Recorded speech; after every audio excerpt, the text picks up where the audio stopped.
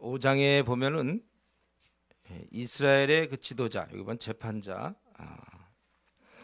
이스라엘 재판자의 뺨을 치료다 이렇게 돼 있어요. 대적들이 와서 지도자를 뺨을 친다. 지도자는 대적에게 뺨을 맞는다. 아주 어려운 상황이고, 그것은 이스라엘 지도자가 연약한 거예요. 힘이 없다는 것입니다. 지금 5장 1절에 나온 것은 사실은 2절을 준비하기 위한, 이스라엘의 지도자는 이렇게 힘이 없지만, 그러나 이제 메시아 참된 지도자가 나타난다는 거예요. 그래서 베들레헴, 원래 베들레헴이라는 것은 떡집이죠. 떡집. 베들레헴 에브라다야. 이 에브라다도 마찬가지, 같은 지역에 베들레헴 에브라다. 원래 그 열매를 잘 맺는 뭐 이런 데서 파생된 바로 에브라다. 이게 원래 비옥한 들판이다. 이렇게 들판, 이것인데 결국 이제 베들레헴 에브라다야 같은 말입니다. 너는 유대 족속 중에 작을지라도 이스라엘 다섯자가 네게에서 네게 나올 것이라. 그의 근본은 상고의 영원에 있느니라. 베들레헴 하면 이스라엘 사람이 당장 떠올리는 것은 다윗의 고향이죠. 그러면 이들은 이스라엘이 지금 막 여러 민족이 시달리고 약소국가로 이렇게 있을 때 다윗을 떠올리면 그때가 가장 강성했고 풍요로웠고, 행복했고 전쟁에 걱정이 없었고, 승리하는 아주 그러한 그때가 아주 전성기. 그래서 그 베들레헴 에브라다에서 이스라엘 다스릴 자가 나온다. 그렇다면은 마찬가지로 지금 이스라엘은 굉장히 형편없고 어려운 상황인데 베들레헴에서 또 누가 나온다. 그럴 때 이때 이제 이들은 아주 행복할 것, 아주 복될 것을 이들은 예상할 수 있는 것입니다. 그래서 그 바로 메시아가 등장하는 거죠. 그가 중요한 것은 다스린다는 거고, 그리고 그의 근본은 상고야. 아주 그 신성을 얘기하는 거죠. 그 아주 오래전에 그리고 영원에 있느니라. 아주 그분의 신생을 얘기하는 것입니다. 그렇기 때문에 이제 그분이 오시는데, 그분 오시기 전까지는 어떻게 하는가? 여인이 해산하기까지 그들을 붙여두시고, 그때까지는 그들이 버림을 당하는 거죠. 그래야 그의 형제 가운데 남은 자가 이스라엘 자손에 돌아오라. 이 말 속에는 이미 그들이 열국의 손에 붙여져서 버림을 당하다가 그분이 오시면 흩어진 자들이 다시 모아진다, 그거예요. 그래서 지금 이스라엘의 암울한 현실 속에서 이들에게 메시아를 이제 오실 것을 말씀하고 있는 것입니다. 그러니까 미가가 이런 예언을 한 거예요. 그래서 그분이 오셔서는 어떻게 할 것인가? 거기 쭉 그분이 다스리는 모습이 9절까지 쭉 나오죠. 하나님의 능력, 위엄을 가지고, 그가 여호와의 능력과 그의 하나님 여호와의 이름의 위엄을 의지하고 서서 목축하니, 그 때를 먹여주시는, 이제 이스라엘 민족을 먹여주시는 거죠. 그들이 거주할 것이라. 흩어졌던 그들이 이제는 거주할 수 있고, 이제 그가 창대하여 땅끝까지 미치리라. 그의 그러한 창대함이 땅끝까지 미친다는 것입니다. 또 그분은, 이 사람은 평강이 될 것이라. 5절에 평강이 된다. 그래서 그분이 다스릴 때의 특징이 평강이에요. 여러분이 이제 내 생을 내가 막 앞길을 내 고집대로 막 밀고 나가면 거긴 평강이 없어요. 그분의 다스림에 순종하고 순응할 때 그때 평강이 있는 것입니다. 그래서 이제 우리 주위에서 보면 껄렁한 신자들이 있죠. 미지근한 신자들 꼭 물어보세요. 마음에 평안이 있는가? 평강은 없어요. 제가 이건 깊이 체험했던 거고, 아마 여러분들도 많이 체험했을 거예요. 내가 하나님께 완전히 굴복했을 때, 굴복하기 전까지는 둘이 싸우느라고 힘들죠. 완전히 하나를 딱 굴복해 보세요. 제가 아직도 세상에 발 하나 딛고 하나는 주님 쪽에 발 하나 딛고, 이렇게 되면 참 이게 통일이 돼야 된단 말이에요. 그래서 지금 우리 모태신앙이나 어릴 때부터 교회 다니는 사람들이 이제 대학을 들어가서는 다 이 두 길을 가니까 그들을 얼굴을 보면 알아요. 평강이 없어. 힘들어 벌써. 자기의 고집, 하나님의 뜻, 이 둘 사이에서 통일이 안 이루어지니까. 근데 이제 그분이 원래 우리를 다스려만 준다면 우리는 참 평강이 이 사람 평강이 될 것이다. 근데 제가 이거는 이렇게 설교를 안 해도 그냥 여러분들이 알고 있어야 돼요. 그런가? 이렇게 하면 안 돼? 다 이거 알고 있는 거예요. 우리가 아 그렇지, 내가 주님을 좀 요즘 내가 제대로 섬기니까 확실히 달라졌다. 내 마음이 기쁘다, 평안하다. 내가 한 1년 전만 해도 2년 전만 해도 내가 내 원하는 대로 살았는데 남는 게 없고 헛되고 열매가 없고 마음도 사실 편치 않아요. 근데 이걸 딱 통일하고 나면 그때부터는 참 이 평강이 이루어지는 거예요.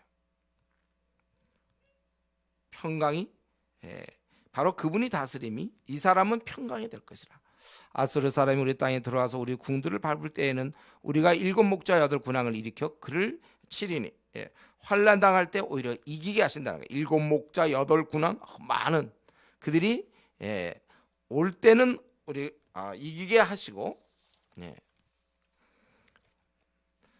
오히려 그들을 쳐들어가 6절에 보니까 오히려 쳐들어가서 그 땅을 황폐하게 하며 니므롯 땅 어기를 황폐하게 하니, 이것은 이제 니므롯이라는 것은 아수르를 가르치는 겁니다.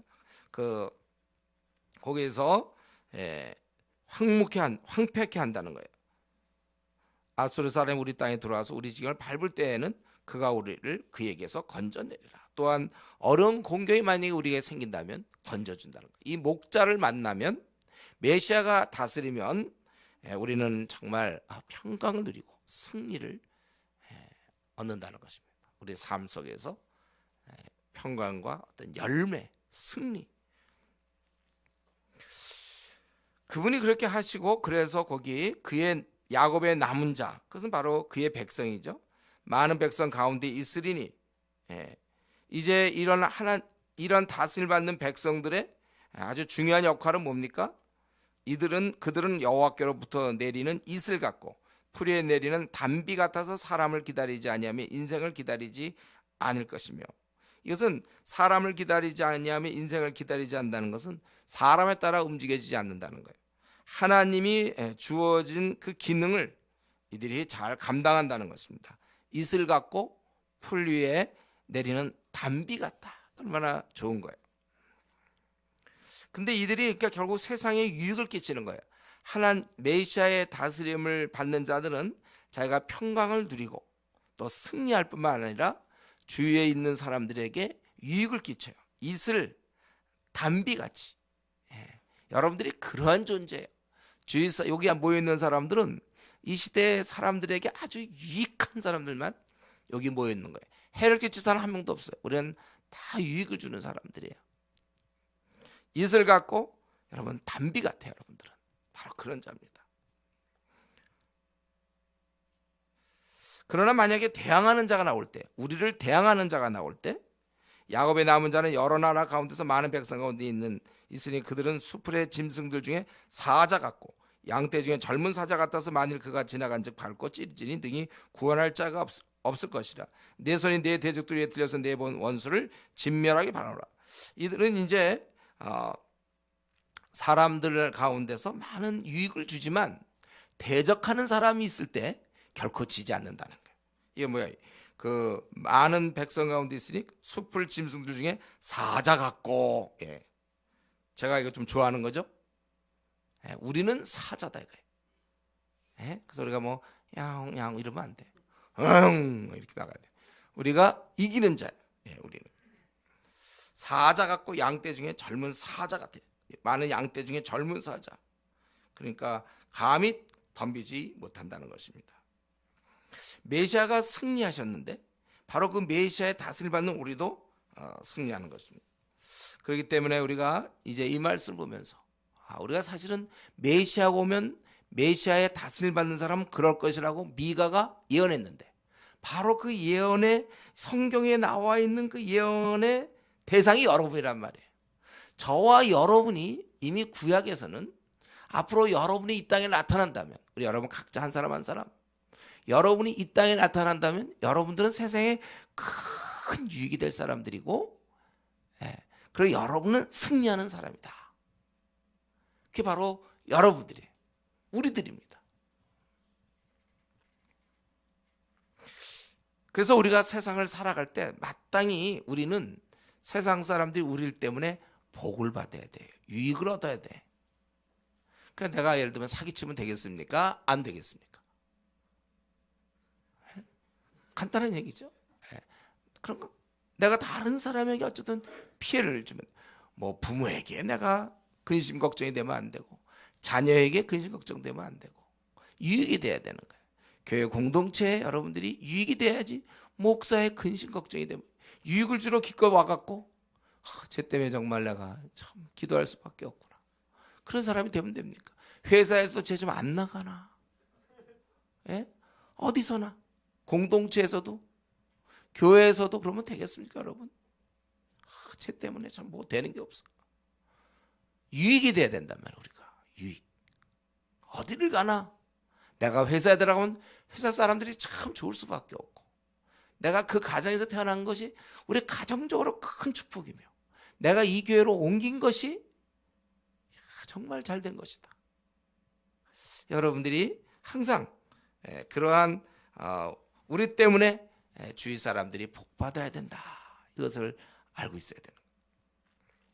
주님을 만난 자는 당연히 복을 받는 것처럼 이제 주님의 자녀인 나를 만나는 자도 당연히 복을 받는 것입니다. 이제는 우리 아브라함, 요셉 같은 사람 통해서 얼마나 많은 사람들이 유익을 얻었고 복을 받았습니까? 그렇기 때문에 나를 만나는 자마다 공식 행복해야 돼. 나를 만나는 자마다. 내가 그들의 유익이 되는 게 분명하니까. 그런데 여기 보면은 이슬 같고 단비 같고 했는데 가만 보면 그 내용이 더 발전시켜 보면 우리 이번에 크리스마스 때도 살펴봤지만 우리는 바로 우리가 큰 신약 시대 때 메시아 시대 때 우리는 큰 보물을 갖고 있죠. 바로 복덩어리를 갖고 있어요. 우리는 바로 복음을 갖고 있단 말이에요. 이거야말로 예수님이 세상에 소망이 되는 이유는 구원을 주시는 분이기 때문에 우리가 세상에 유익이 되는 것 중에 가장 대표적 물론 삶을 통하여 우리가 그 사람을 돌보고 위로해주고 격려해주고 이런 것도 있지만 가장 중요한 기능은 우리가 이 복음을 소개함으로 영원한 천국에 보내는 일을 저와 여러분이 천국 일꾼으로서 사람들을 천국 보내는 일을 하게 된다는 것입니다. 그래서 여러분 오늘 말씀이 이렇게 나왔기 때문에 결심하세요. 나는 세상에 유익이 되는 사람이 되겠다. 내 꿈을 실현하기 위해서 이 땅에 태어난 게 아니에요. 어릴 때부터 난 그게 너무 멋있어. 그거 하려고 그거는 이제 이전에 신앙 없을 때 하는 것이죠. 이제는 어떻게 하면 많은 사람에게 유익을 끼치고 어떻게 하면 내가 갖고 있는 놀라운 복음을 많은 사람에게 전해서 그들을 천국 집어넣는 일에 천국으로 보내는 일에 내가 이 땅에서 그 일에 내가 힘쓸 것인가. 자, 그야말로 정말 세상에 유익이 되는 자죠. 주님이 그렇게 사셨어요. 이제 우리는 자신의 문제 아직 정리 못해서 끙끙댈 것이 아니고 속히 자신의 문제 정리하여 이제는 다른 사람 밀어넣는 일, 보내는 일, 천국 가게 해주는 일 이런 데 우리가 힘써야 되고 또 우리가 살면서 어쨌든 이 공동체 내가 있으므로 항상 이 이슬 같고 풀에 내리는 단비 같아서 메시아가 우리를 이끌고 계시는데 그의 양떼들이 그의 무리들은 당연히 이렇게 살아야 되는 것이 마땅한 것입니다. 우리는 세상에 꼭 필요한 존재예요. 그리고 우리가 이 시대에 살고 있는 것 자체가 이 시대가 정말 말세예요. 소돔과 고모라 땅 소망이 없는데 내가 있는 것 자체가 사람들에게 위로와 기쁨이 돼야 돼. 우리 교회에서도 어떤 사람이 우리 교회에 있는 것이 참 그 사람이 있는 게 얼마나 유익한가. 예? 우리가 그렇게 생각할 수 있잖아요. 우리 청년부에 누가 있는 게 참 좋다. 장년부에 누가 집사로 있는 거 혹은 누가 그렇게 장년부에 있는 게 참 좋다. 대학부에 누가 있는 게 참 좋다 그래야지. 예. 그 사람이 있는 것이 참 좋다고 얘기하기가 좀 곤란하다. 이런 곤란. 그럼 진짜 곤란한 거죠. 예. 그 사람이 있는 게 참 저런 사람이 있으니까 힘이 된다 우리. 위로가 되고 계속 있었으면 좋겠다. 막 그런 식으로 있는 것이 위로가 되고 힘이 되고 격려가 돼야 된다는 것입니다. 이게 메시아 때 약속, 메시아가 다스릴 때 그 7절에 야곱의 남은 자라는 것은 결국 주의 백성인데 그들이 이슬과 같고 단비 같아야 된다. 정말 이슬과 단비. 그리고 여러분, 우리는 8절에 있는 거, 8절 9절에 있는 것처럼 세상에서 우리가 패배자의 삶을 살면 안 됩니다. 때로 어려움과 환난이 있어요, 우리에게. 그렇지만 우리는 넘어지지 않습니다. 우리가 어려운 시간에, 그것은 그 시간은 뭘 의미합니까? 우리 생에 있어서 나에게 어려운 시간이 도래했다, 나에게 많은 그런 어려움이 닥쳐왔다, 그게 바로 주님을 바라보는 시간이지 낙심할 시간은 아닙니다. 세상 사람들이 이제 낙심해야지. 그때 아무런 소망이 없어요. 어려움이 닥칠 때 아무런 소망이 없지만 우리는 그 어려움이야말로 주님을 바라보는 시간이라는 거예요. 세상은 강하고 우리는 약하지만 넘어지지 않아요. 왜냐하면 주님이 승리자이시기 때문에 주님 편에 붙어 있는 우리는 승리하는 것입니다. 그래서 여러분, 우리가 상황이 우리에게 참 불리하고 많은 어려움이 있다 할지라도 우리가 위축돼서는 안 돼요. 빨리 이것을 이겨내서 우리가 좀 당당하게, 현재 나는 뭐 돈도 많이 못 벌고, 현재 나는 뭐 이런 것도 일이 잘 안 풀리고, 저런 것도 일이 잘 안 풀리고, 또 뭐 회사에서 쫓겨나게 됐고, 또 뭐 집안에 무슨 문제가 있고, 그렇다 할지라도 앞날이 뭐 별로 이렇게 밝지 않은 것 같다라도 여러분, 위축하지 마. 위축되면 안 돼요. 기도하면 되잖아요. 우리가 기도가 있지 않습니까? 이게 우리 신앙인의 힘이에요. 기도가 있다. 바울이 그랬고, 스테반이 그랬고, 루터나 칼빈이 다 그렇게 살았습니다. 허드슨 테일러 같은 사람들, 찰스 시미언 뭐 다 신앙 인물들 그렇게 산 겁니다. 우리 뭐 주기철 목사. 그럼 우리가 이렇게 위축돼서는 안 되고 우리가 당당하게 살아가야 되는 것입니다. 그리고 그러한 자는 하나님 앞에서 정말 이렇게 승리하는 이러한 자는 10절부터 15절까지 보니까 우리는 오직 이렇게 평강을 누리고 승리하는 우리들은 하나님만 바라보는 것을 하나님이 원하시는 것입니다. 메시아 시대 백성들은 하나님만 바라보기를 원해요. 그래서 여호와께서 이르실 때 그날에 이르러는 내가 내 군마를 내 가운데서 멸절하면 네 병거를 부수며, 이걸 왜 다 없앤다는 거예요? 왜 없애는가? 하나님만 결국 바라보게 하려고 그러는 거예요. 내 땅의 성읍들을 멸하며 내 모든 견고한 성을 무너뜨릴 것이며, 이 견고한 성이 있을 때 사람이 안심하거든. 견고한 성이 있기 때문에 외적이 침입해도 나는 안전하다. 근데 그걸 다 치워버리겠다는 거예요.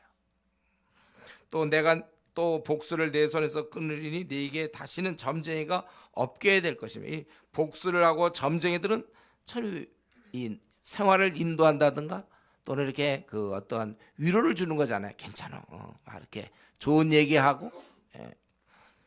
근데 그런 복수나 점쟁이를 의지해서는 안 되고 앞나라 오직 하나님만 의지하도록. 또 13절에 새긴 우상 주상을 너희 가운데서 멸절하니 네가 네 손으로 만든 것을 다시는 섬기지 아니할 것이고, 내가 또 네 아세라 목상을 너희 가운데 빼버리고 내 성읍들을 멸할 것이며, 내가 또 진노와 분노로 순정하지 않은 나라에 갚으리라 하셨느니라. 하나님을 대항하는 나라, 이걸 다 없애겠다는 거예요. 이 모든 것을 없애는 이유는 사실은 그날에는 이제는 우리가 하나님만 바라보도록 그렇게 하신 것입니다. 우리가 성경에서 보면 하나님께서 이런 뭐 병거를 의지하거나 강한 나라를 의지하거나 우상을 의지하는 거, 이걸 원래 기뻐하지 않습니다. 오히려 그날에는 이것이 어울리지 않아요. 그 전까지는 몰랐지만 하나님이 다스릴 때는 더 이상 이것이 이제 필요 없는 것입니다. 하나님께서 이것을 벌하시는 거예요. 우리가 승리자가 될 수 있는 아주 중요한 이유는 하나님 앞에서 우리가 하나님을 의지하기 때문에. 이 시간도 마찬가지입니다. 언제나 우리가 하나님은 하나님 외에 다른 것을 의지하는 것을 싫어하세요. 하나님만 온전히 바라보기를 원하는 것입니다. 나에게 있어서 말은 무엇이고 군마는 무엇이고 병거, 견고한 성읍은 무엇입니까? 여러분, 나에게 그런 것을 내 마음 한구석에 하나님 말고 뭔가 의지하고 있는 거, 그거를 부셔야 된다는 거예요. 오직 하나님만 의지해야 되는 것입니다. 왜요? 하나님은 우리들의 앞날에 대해서 자신이 있어. 하나님은 책임질 수 있어요. 사랑하는 아버지가 어찌 우리를 그냥 놔두시겠습니까? 마태복음 6장 25절부터 34절에 보면 천부께서, 아버지께서 우리를 다 책임져 주신다고 그렇게 돼 있어요. 그러니까 이런 것들이 필요 없는 거예요. 군마, 오히려 병거, 견고한 성읍들, 또 이러한 무슨 우리를 이끌어줄 무슨 인도자들, 점쟁이들, 우상들 다 필요 없는 것입니다. 하나님만이 우리의 참된 아버지가 되시고 우리를 이끌어 주시는 분이 되기 때문에 그래요. 뭐 이거야 그냥 근데 공식 아닌가요? 하나님만 의지해야 된다. 우리는 머릿속으로 근데 문제는 이걸 알고 또 동의도 합니다. 우리가 하나님이 우리를 이끌어 주시면 우리는 앞날 걱정 없다. 하나님이 내 앞날을 책임져 주기 때문에 나 지금 통장에 뭐 돈이 없는데 마이너스 통장인데 그래도 하나님을 내가 의지하고 있으니까 하나님 책임져 주신다. 이건 내가 머리로는 받아들이는데 실제 있어서 정말 우리는 이 병거가 없고 견고한 성읍이 없으면 불안해하는 것입니다. 내 머리로는 분명히 아버지가 어찌 하늘에 하나님이 나의 아버지신데 어찌 내 생을 망하게 놔두겠는가? 이거는 분명히 우리가 망할 리 없다. 다 그렇게 얘기한단 말이에요. 내가 어떻게 염려하겠는가? 하나님이 내 앞날 선한 목자가 이끄시는데 내가 내 앞날을 뭘 내가 염려해요, 여러분? 내 앞날 내가 염려할 게 뭐 있어요? 하나님이 내 앞길을 이끌어 주시는데 근데 실제로는 염려가 되고 근심이 되고 걱정이 된단 말이에요. 큰 소리로 외쳐도 소용없어요. 염려가 되고 근심이 되는 사람이 있습니다. 물론 성경에 우리 지금 빌립보서 할 때 제가 그 방법을 얘기했어요. 1, 2초 안에 염려되는 순간 빨리 바로 내가 이렇게 되니 하나님 도와주십시오. 1, 2초 안에 하라는 건 다 알고 있죠. 이런 방법을 배워도 또 그래도 또 염려하는 사람이 있단 말이에요. 이 문제가 결국은 머리로 되는 게 아니에요. 결국은 이거는 어떤 신앙세계에서 우리가 도달해야 될 목표야. 그러니까 어떠한 이렇게 근심 없는 자가 될 수 있도록 여러분의 신앙을 끌어올려야 되는 거예요. 이거는 하나님과 깊은 관계면 관계일수록 그만큼 근심 걱정이 줄어드는 거예요. 그분을 신뢰할수록 근심 걱정이 줄어든단 말이에요. 그러니까 머리로서 그냥 아는 것 말고 진짜 내 삶에서 걱정이 없어야 돼요. 뻔한 이치 아닙니까? 우리가 하나님이 내 앞길 인도한다. 선한 목자로서. 그걸 진짜 100% 믿는다면 당연히 걱정 안 하는 게 당연하잖아요. 근데 현실적으로는 걱정하고 있단 말이에요. 그 뭔가요? 아직도 내 믿음이 어린애 믿음이라는 거예요. 믿음은 다 맡기는 거예요. 살든지 죽든지 뜻대로 하시옵소서. 하나님께 다 맡기는 거예요. 이게 그 신앙이죠. 여러분 그 이스라엘 민족은 광야에서 그런 훈련을 많이 받은 거예요. 뭐 만나 같은 거. 만나 걱정하는 사람은 내일 혹시 내일 안 떨어지면 뭐 먹고 살까? 그 생각을 할 수 있잖아요. 내일 안 떨어지면. 오늘은 떨어졌지만 내일 안 떨어질지 알기 뭐야. 그러니까 근심 걱정이 많은 사람은 내일 안 떨어지면 어떡할까? 혹은 내일 아침에 이제 새벽에 떨어지는데 내가 혹시 잠을 자다가 못 일어나면 어떡할까? 혹시 내일은 떨어지면 모레 안 떨어지면 어떡할까? 딴 사람이 나와서 다 주워가면 또 어떡할까? 뭐 걱정하려면 과연 이런 식으로 광야 우리가 도달할 수 있을까? 뭐 계속해서 또 이 만나라는 그 영양분이 괜찮을까? 내가 혹시 영양실조는 안 걸릴까? 칼로리면이라든가 뭐 예를 들면 별의별 걱정할 게 끝도 없어요. 그러나 계속해서 만나는 떨어지고 그들이 경작할 때가 됐을 때 그때 그치는 거잖아요. 이런 게 다 훈련이에요. 이런 게. 그래서 이런 훈련이 잘 돼 있는 사람은 여러 번 어려움을 겪은 사람은 지금 내가 어려워도 하나님이 또 풀어주실 것이다. 든든한 마음을 갖는 거예요. 그렇죠? 이런 게 우리가 다윗의 생에서 볼 수 있었다고 그랬죠. 다윗이 이미 뭐 곰이라든가 이런 맹수들과 싸워본 경험이 있으니까 골리앗 앞에 나갈 때 그는 저것도 또 쓰러질 것이다. 그렇게 믿은 거예요. 우리가 이런 게 이제 바로 신앙이죠. 그러니까 근심하지 말라 그래서 물론 안 해요, 우리는. 그래서 근심 되려고 하는 순간에 그러니 하나님 나를 도와주십시오 쪽으로 빨리 가는 거 맞아요. 그러나 자꾸 그래도 우리는 좀 매 상황마다 우리가 이걸 배워놓지 못하면 그럼 우리는 늘 근심한다니까요. 우리 이 나그네끼리 근심 바다에 이게 눈물의 바다를 통과하는 중이기 때문에 우리가 이것을 익혀놓지 못하면 수영을 배워놓지 못하면 물에 빠지는 것처럼 우리가 이러한 근심을 이길 만큼 하나님을 신뢰하지 못하면 우리는 근심 가운데 이 땅을 살게 되는 거예요. 어차피 만나를 먹는데도 불구하고 매일 걱정하는 것이죠. 떨어질까? 내가 늦잠 자면 어떡할까? 영양분은 어떻게 될까? 끊임없이 우리는 한단 말이에요. 그렇기 때문에 여러분 오늘 이 말씀 보면서 우리 하나님께서 이거 다 치우시잖아요. 군마, 병거, 성읍들 뭐 이런 모든 거 다 치우시는 이유는 하나님 한 분이면 족하거든. 하나님만 우리가 의지하면 돼. 통장에 적혀져 있는 금액 숫자보다 하나님이 나의 아버지라는 이게 더 확실한 거예요. 망하게 하지 않습니다, 우리 하나님께서. 그래서 하나님을 믿고 우리가 나가는 거예요. 그렇기 때문에 지금 한번 정직하게 자기를 생각해 보세요. 나는 앞날에 근심 걱정이 없는가? 물론 이제 성격상 태평한 사람이 있긴 있어요. 막 무책임한 사람, 아무 생각 없이 되겠지 이러고 뭐 게으른 사람. 그런 경우가 아니라면 난 정말 책임지고 성실한 사람인데 그런데도 불구하고 내 앞날에 만약에 염려가 있다면, 여러분 앞날에 근심이 조금이라도 있다면 그만큼 그 근심하는 만큼 하나님을 신뢰하고 있지 않다는 것입니다. 그분은 나의 아버지시고 가장 자비하시고 긍휼히 여기시는 이시라. 이 야고보의 고백, 그분은 가장 이게 믿음이에요. 가장 자비하시기 때문에 나에게 이러한 어려움이 나에게 찾아왔고 나에게 이러한 환난이 있는 거구나. 왜요? 그분이 가장 자비하시고 내가 생각지 못했던 어떤 병마가 나를, 어떤 재정적인 문제가, 어떤 결혼의 문제가, 어떤 입시의 문제, 취직의 문제, 또 직장 내에서 문제, 또 배우자의 문제, 자녀의 문제, 수많은 문제에 있어서 우리는 하나님이 가장 자비하시기 때문에 이렇게 허락하셨다. 이걸 여러분 받아들여요. 저도 사실 그렇게 받아들여요. 그러니까 여기까지 왔죠. 제가 그래서 매일 근심 걱정하고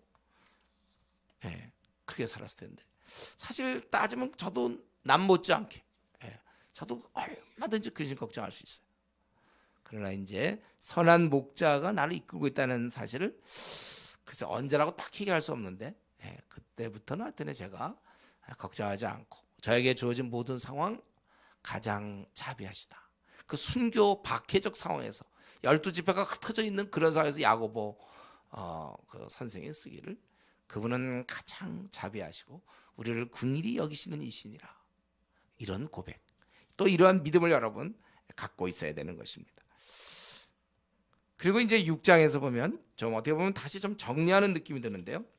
6장에서 하나님께서 이제 우리를 이렇게 책임져 주시는 그 하나님이 우리를 얼마나 잘 대해 주시는지 너희들 한번 6장 1절 이제 보면 그 산을, 너희는 여호와의 말씀을 들을지어다 너희나 산을 향하여 변론하며 작은 산들이 네 목소리를 듣게 하라 하셨나니, 이것은 산을 증인으로 지금 채택하고 있는 거예요. 너희 산들과 땅의 견고한 지대들아 너희는 여호와의 변론을 들으라. 여호와께서 자기 백성과 변론하시며 이스라엘과 변론하실 것이라.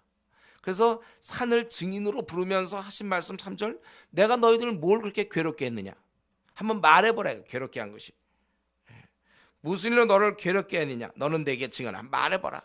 오히려 내가 한 일은, 너희들은 지금 나를 자꾸 괴롭게 한다고 그러는데 내가 한 일을 너희들 한번, 그러니까 과거를 돌아봐야 돼. 과거를, 현재가 아니라. 현재는 나에게 이제 괴로움이 오는 거고 이제 그걸 이기고 항상 그렇게 되는데, 자 지난날 생각해봐라. 내가 언제 너희들을 괴롭게 했는가.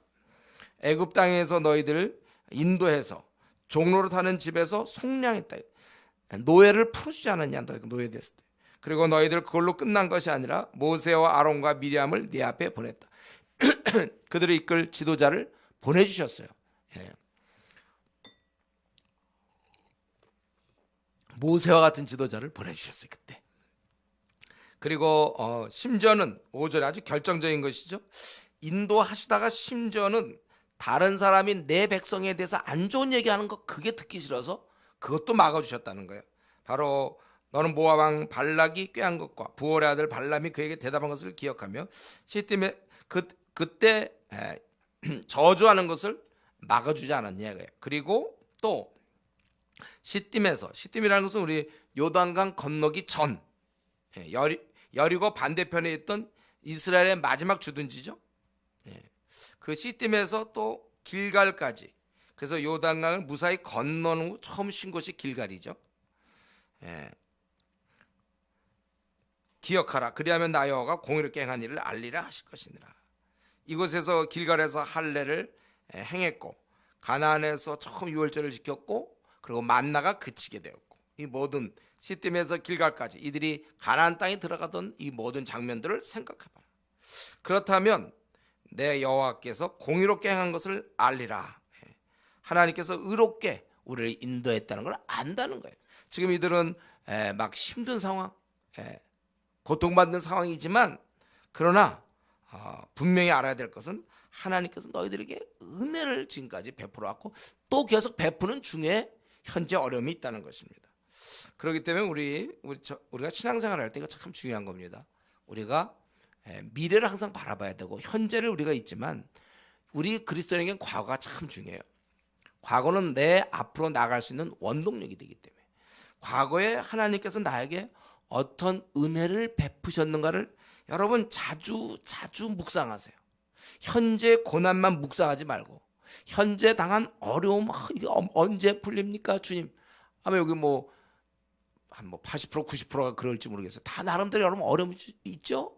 아니 어려움이 없는 사람이 사실 이상한 사람이에요. 왜냐하면 우리는 지금 이 어려움의 바다를 가고 있다고 그랬잖아요.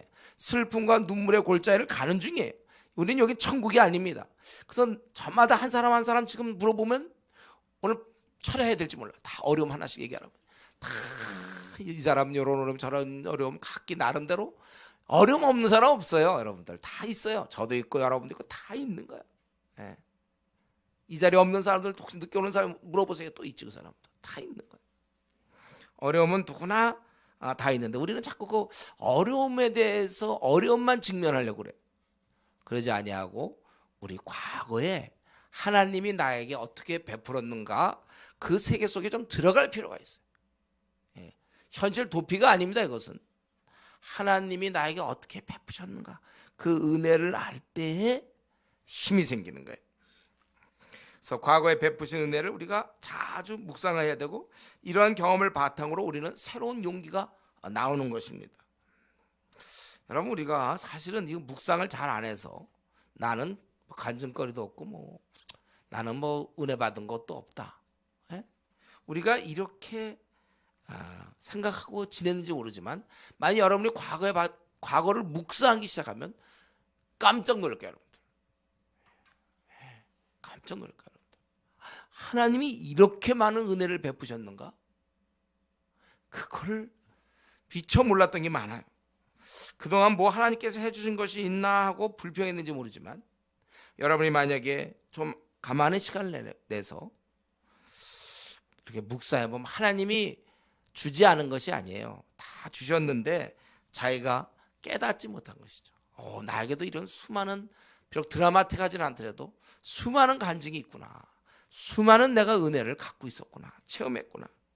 여러분 이것을 우리가 깨닫고 그렇기 때문에 이 과거에 하나님 나를 어떻게 인도하셨는지 이걸 우리가 자주 묵상해야 돼요. 그래서 이런 하나님 앞에서 이제 우리를 갖다가 우리에게 이런 모든 걸 다 치우시고 하나님만 의지하게 하시고 또 하나님 과거에 이렇게 이런 은혜를 베푸셨는데 이런 하나님께 어떻게 우리가 살아야 되는가. 이게 8절 마지막까지 6절부터 8절까지 우리 이런 하나님께 어떻게 살아야 되는가? 여러분 성경을 보지 말고 그냥 한번 생각해 보세요. 이렇게 많은 은혜를 베푸시고 나를 이끌어 오신 그 하나님 앞에 내가 어떻게 살면 될까? 아니 지금 여러분이 이제 막연히 하나님과 이제 이렇게 하나님 생각할 때 내가 어떻게 살면 하나님이 좋아하실까? 예, 뭐 떠오르는 게 있을까? 이렇게 살면 저렇게 살면 이렇게 살면 좋아하겠다. 오늘 본문에서는 세 가지를 얘기하고 있는데 첫 번째는 내가 무엇을 가지고 여호와 앞에 나아가며 높으신 하나님께 경배할까? 내가 번제물로 1년 된 송아지를 가지고 그 앞에 나아갈까? 여호와께서 천천의 수장이나 만만의 강물 같은 기름을 기뻐하실까? 내 허물을 위하여 내 맏아들을 내 영혼의 죄로 말미암아 내 몸의 열매를 드릴까? 이렇게지. 안 드리겠다는 거죠. 이게 아니라는 거예요. 지금 드릴까? 이렇게. 그거는 사실은 아니라는 거예요. 지금 우리가 하나님 앞에 우리는 어떻게 살아야 되는가? 선지자가 우리한테 물어보고 자기가 답하는 식으로 표현했는데 번제물 1년 된 송아지. 1년 된 송아지라는 건 보통 이런 소는 굉장히 그 당시 아주 값어치 있는 제물이었어요. 염소나 암염소, 뭐 양, 고운 이런 거와 비교할 때 수소는 아주 제사장이나 아니면 공동체 전체가 드릴 때 보통 소를 사용했는데 바로 번제물로 내가 1년 된 송아지 좋은 거 아니면 천천의 수양 얼마나 많은 수양입니다. 또 수량이나 만만의 강물 같은 기름 수많은 제물로부터 나오는 그런 기름 혹은 그런 기름 이런 것들 아니면 내 자녀를 바쳐 이건 헌신을 의미하는 거죠. 내 자녀를 주님의 일에 사용되도록 헌신하는 것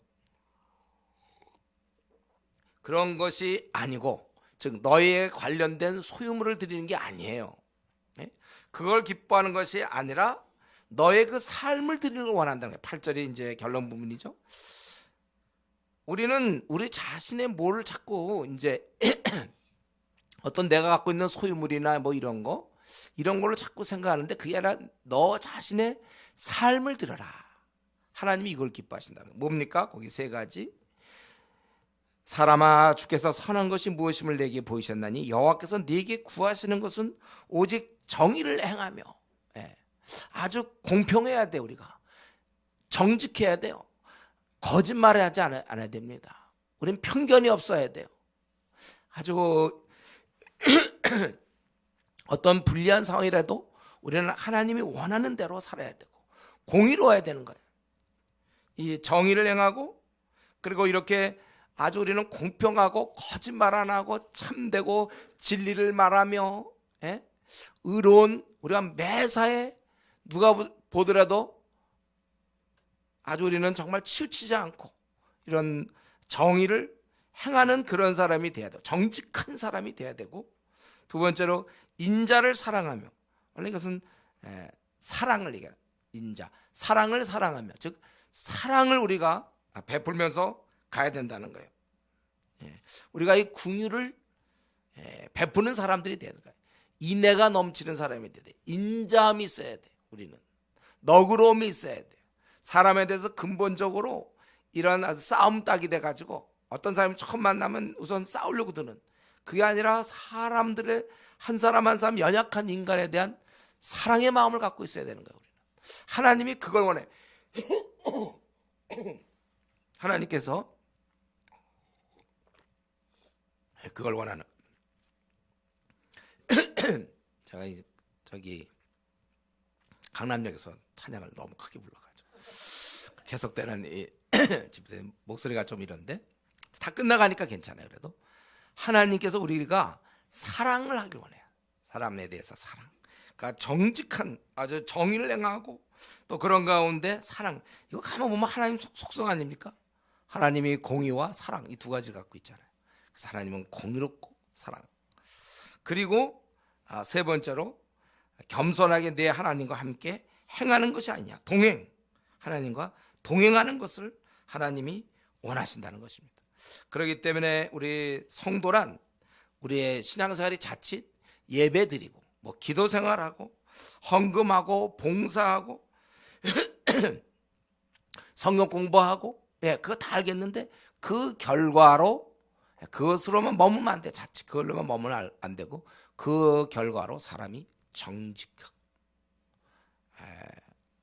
불편부당이 없는 이 아주 한쪽으로 치우치지 않는 바른 정의로운 정직하고 정의롭고 진리를 기뻐할 수 있고 거짓을 미워하고 참되고 옳고 이러한 정직한 정의로운 모습과 그리고 너그러운 사랑으로 나타내야 되는 것입니다. 수험생이 공부를 열심히 해서 결과적으로 성적이 좋은 성적이 나와야 하는 것처럼 우리가 신앙생활 열심히 해서 우리는 이런 정의, 정직 그것이 삶으로 나타나야 하고 또 사랑이 넘침으로 나타나야 된다는 것입니다. 결국 우리가 무슨 영어 공부를 한다 그럴 때 회화책이 얼마나 많아요. 공부 방법론도 무지 많습니다. 그렇죠. 어떤 언어 공부할 때 방법 많은데 좋다 이거야. 무슨 방법을 쓰든 간에 결국 우리가 외국 사람 만나서 회화가 돼야죠. 언어 소통이 돼야죠. 하여튼 무슨 방법 전화로 하는 방법 무슨 그들의 책을 무슨 방법은 많아요. 예, 그래 알았어요. 예. 근데 그렇게 했을 때 그 결과로 외국 사람과 의사소통이 돼야 되는 것이지. 그거 안 되면 소용없는 것처럼 우리가 기도도 하고 77 우리가 안 하는 사람도 있지만 하여튼 그렇게 하고 열심히 전도도 하고 좋아요. 그랬을 때 우리의 모습은 하나님 앞에서 우리는 정직한 사람이 되고 정의로운 사람이 되고 진리를 좋아하고 그리고 우리가 그런 사랑의 그런 거인이 되는 거예요. 이제는 그런 사랑이 없었어요. 사랑의 거인이 되어서 너그럽고 인자하고 그런 궁유를 베풀고 사랑의 거인 이 두 가지가 있어야 되고 그리고 끝으로 겸손하게 내 하나님과 함께 행하는 것이 아니에요. 사실은 이러한 정의와 또 사랑, 인자 이 두 가지가 사실 가능케 된 원인이 바로 이 하나님과 함께 동행하는 것. 근데 이게 가장 중요한 것입니다. 근본적으로 하나님께서 이것이 가장 원하는 거예요. 우리 인생의 가장 본질적인 문제입니다. 왜냐하면 원래 우리 가족은 함께 지내는 거예요. 가족은 그렇죠? 엄마, 아빠, 또 자녀들 함께 지내는 거예요. 하나님께서 원래 우리를 지으실 때부터 교제하기를 원했어요. 우리와 함께 지내기를 원해서 동산에 우리 인류를 내셨습니다. 그런데 인간이 이제 불순종함으로 떠나게 된 거예요. 그래서 우리가 주님께 돌아온다는 건 뭐예요? 다시 돌아와서 주님과 연합하는 거 아닙니까? 우리 거듭난다는 뜻이 믿는다는 게 주님과의 연합, 함께 동행하는 거. 우리가 주님의 품에 돌아왔다면 이제부터는 함께 지내는 게 중요한 겁니다. 탕자가 집에 왔으니까 이제 집에서 아버지와 함께 사는 게 중요한 거예요. 내가 이제는 겸손하게 내 하나님과 함께 행하는 것이 아니냐. 그렇기 때문에 우리는 내가 하나님 앞에서 어떻게 살아야 되는가 많은 행동할 생각을 할 게 아니라 나는 정직하게 정의를 행하고 그리고 나는 궁유를 많은 사람들에게 베풀겠으며 그리고 끊임없이 하나님과 동행하면서 내 남은 생을 마치겠다. 우리 이렇게 결심을 해야 되는 것입니다. 그래서 우리가 매사 하나님을 의지해야 돼요. 평소에 늘 하나님 말씀을 듣고 순종하고 또 어려울 때 하나님께 아뢰고 또 도움을 구하고 때로는 심한 나에게 시험이 찾아왔을 때 시험에 들지 않도록 여기 하나님 내가 타협하지 않고 시험에 들지 않게끔 또 하나님께 기도하게 되고 말씀으로 이기고 그래서 언제나 나를 부르신 하늘 아버지와 함께 가는 거예요. 그래서 북한의 핵이 언제 터질지 아니면 무슨 중국과의 무슨 문제가 생길지 일본의 독도랑 어떤 문제가 생길지 우리 앞날에 어떤 문제가 생길지 몰라요. 또 우리에게는 또 무슨 앞으로 사업을 하다가 부도의 위험을 당할지 무슨 앞으로 생각지 못한 많은 일들이 우리를 기다리고 있지만 중요한 것은 내가 하나님과 동행하고 있다면 우리가 넉넉히 이길 수 있는 것입니다. 여러분 그래서 우리에게 우리 주님을 만날 때까지 우리가 그날까지 원래 천국은 주님과 함께 사는 거 아니에요? 그러니까 우리가 이 땅에서도 천국 생활을 누리고 주님과 만약에 하나님 동행하고 있다면 그것이 가장 복된 것이고 하나님이 그걸 원하시는 거예요. 다른 어떠한 것보다도 내가 뭐가 돼서 뭘 어떻게 하고 그것보다 너 자신이 나와 함께 행하는 것이 아니냐. 그러므로 우리 더 열심히 우리가 콰이트하는 이유도, 성경을 보는 이유도 결국 우리가 이런 방법 없이 하나님과 동행할 수가 없으니까. 그래서 더 열심히 우리가 하나님을 가까이해서 주님 오시는 그날까지 그 누구보다 내가 하나님을 가까이하며 살겠다고 그렇게 결심하는 우리 성도님 되기를 바랍니다. 우리 이 시간에 기도하겠습니다.